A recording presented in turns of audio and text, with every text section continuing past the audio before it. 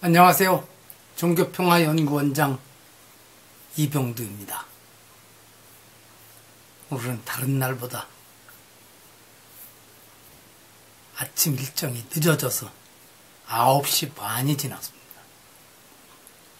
햇볕이 좋습니다. 이병두의 근현대 불교사 이야기 100번째입니다. 오늘은 대통령의 출동 명령을 거부한 육군 참모총장 이종찬 장군 이야기를 해보겠습니다. 이승만은 1948년 8월부터 1960년 4월까지 12년간의 집권 시절 장차관 임용이나 군 장성 등 정부 요직을 개신교인 위주로 인선했습니다. 불교인의 경우 1948년 8월부터 1948년 12월까지 몇 달입니까? 4달 재임했던 사회부 장관 전진안, 1950년 2월부터 그해 7월까지 5달 재임한 내무부 장관 백성욱, 1952년 10월부터 54년 4월까지 1년 반 정도 재임한 문교부 장관 김범린 이후 이승만 정권이 무너질 때까지 단 한 명의 장관도 임명되지 않았습니다. 이걸 불교 인사가 능력 있는 사람이 없어서라고만 하기에는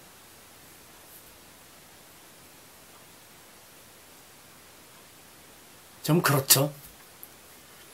이런 독재 체제를 구축한 뒤 1954년 11월 이승만에 한하여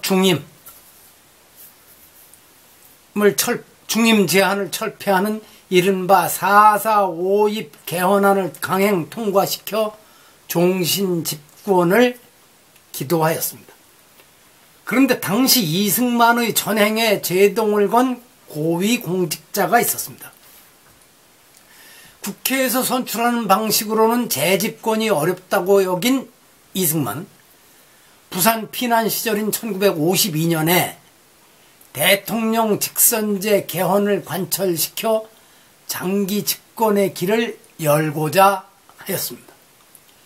이 개헌안을 통과시키려고 전방의 부대를 끌어들여 부산을 포함한 경남과 전라남북도 일원에 계엄령을 선포하고 국회의원 50여 명이 탄 버스를 헌병대로 끌고 가 체포하는 등 이른바 부산 정치 파동을 일으켜 7월 4일에 공포 분위기 속에서 개헌안을 통과시켰습니다. 전쟁 상황인데. 당시 이승만의 병력 동원 재촉이 이어지자 육군 참모총장 이종찬은 군인 개인으로서나 또 부대로서나 만약 지엄한 군 통수계통을 문란하게 하는 언동을 하거나 현아와 같은 정치 변동기를 타고 군의 본질과 군인의 본분을 망각하고 의식, 무의식을 막론하고 정사에 관여하여 경거망동하는 자가 있다면 건군 역사상 불식할 수 없는 일대 5점을 남기게 될 것이라는 내용의 육군훈령 제217호 육군장병학에게 고함을 전체 육군에 하달하면서 대통령에 맞섰습니다. 독실한 불교신자로 평가받는 이종찬이 군대 출동 명령을 거부하자 이승만은 자신과 똑같은 감리교 장로이자 신복이었던 원영덕 헌병사령관을 영남지구 계엄사령관으로 발탁하여 군인을 동원하여 개헌을 강행 처리하였습니다. 헌병사령관, 요즘 같은 육군본부 헌병감인데 헌병감이 계엄사령관을 한다는 것도 참 말이 안 되죠. 이 일로 이종찬은 이승만에게 수모를 당하다 미국 참모대학 유학 형식으로 군 지휘 계통 라인에서 제외당하고 말았습니다. 그리고 1년 만에 귀국한 뒤에는 이승만 정권이 끝날 때까지 한직에 머물다 전역하고 말았지만 그의 정치적 중립성을 높이 평가한 허정 과도정부에서 국방부 장관을 맡아 군의 안정을 이끌었습니다.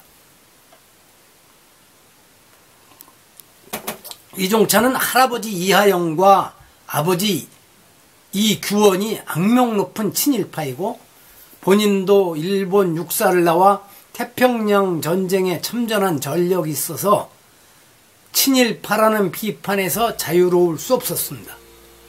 그러나 다른 사람들과 달리 이종찬은 이런 사실을 감추거나 왜곡하려고 하지 않고 일제 말기에 창씨 개명을 하지 않았고 부친 사망 이후 자작자규를 세습하지 않았으며 일본군 출신이라는 사실을 부끄럽게 여겼습니다.